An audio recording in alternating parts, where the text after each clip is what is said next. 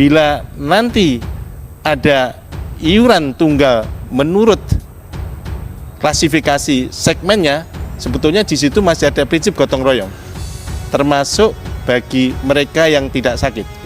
Saya nggak ngelihat masih adanya prinsip gotong royong. Kenapa? Kan prinsip gotong royongnya yang kaya membantu yang miskin. Sementara ini sama-sama kita tahu bahwa yang menikmati program BPJS itu justru orang-orang kaya loh. Justru orang-orang kaya yang penyakitnya banyak dan mahal itu justru banyak mengambil porsi dari pelayanan BPJS. Jadi jangan salah, jangan dibolak-balik.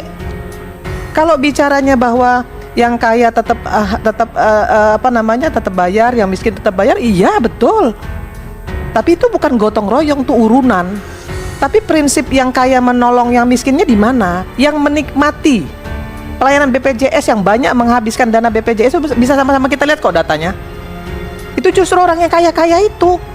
Nah sekarang mereka iurannya diturunkan. Nanti yang miskin dinaikkan. Kementerian Kesehatan ini kayaknya kok ngotot banget gitu loh. Coba kita minta nih ya, sekali lagi nih saya ngomong minta nih ya. Kalau nggak mau saya lebih keras lagi bicara nanti, ya kami minta tolong evaluasi kembali dulu. Jangan cuma bicara di atas kertas terus. Menurut survei dan lain sebagainya. Kenapa sih susah banget gitu loh? Ya, Menteri Pendidikan itu beberapa kali tuh merubah, merevisi, mengevaluasi gitu. Itu bukan barang haram. Cuman kitab suci yang nggak boleh dirubah. Bu yang kami hormati, kajian tentang KRIS ini, pertanyaan dari Ibu, apakah sudah pernah disampaikan ke Komisi 9? Kajian tentang naskah akademik KRIS telah kita kirimkan ke Komisi 9 pada tanggal 29 November tahun 2022. Ya. Sudah kita sampaikan.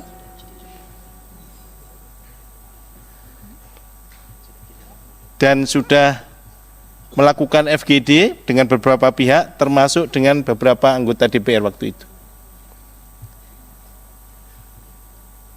Kemudian apakah pertanyaan ini prinsip gotong royongnya bagaimana bila KRIS nanti diterapkan, Ibu? Jadi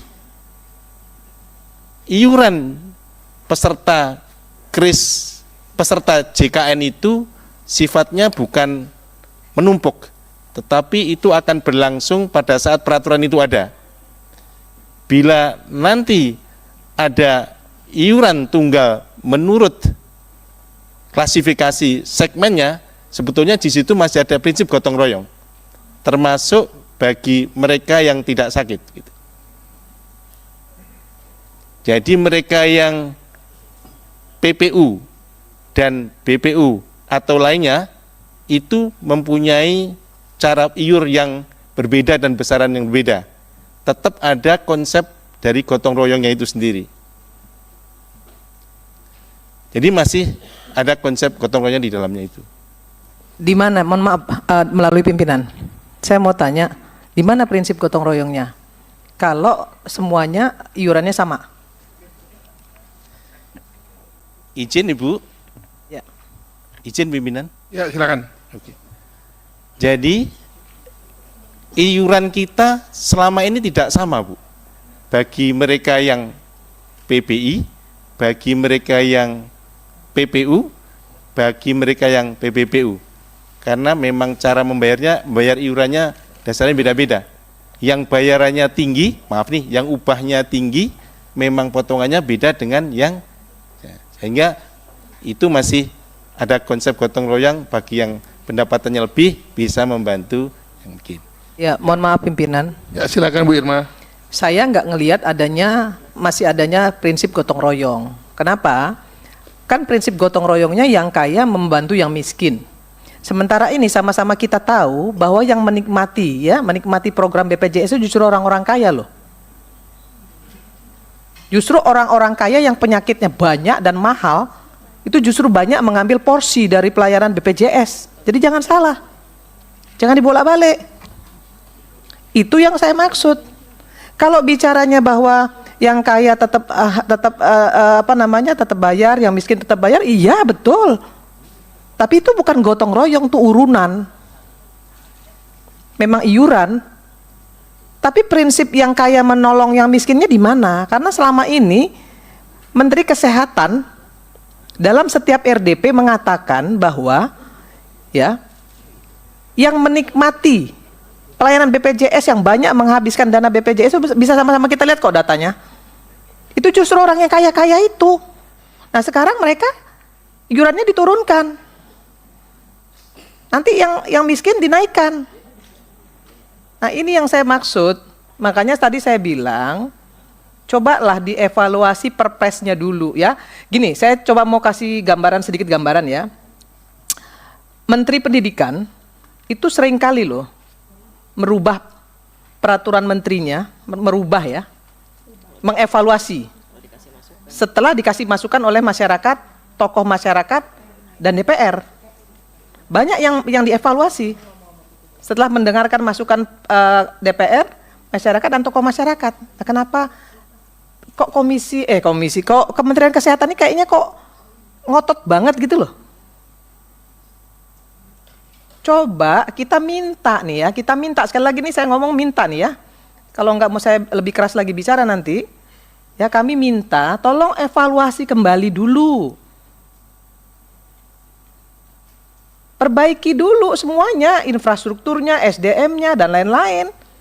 Kalau itu sudah jelas, clear, saya yakin Komisi 9 nggak bakal nolak.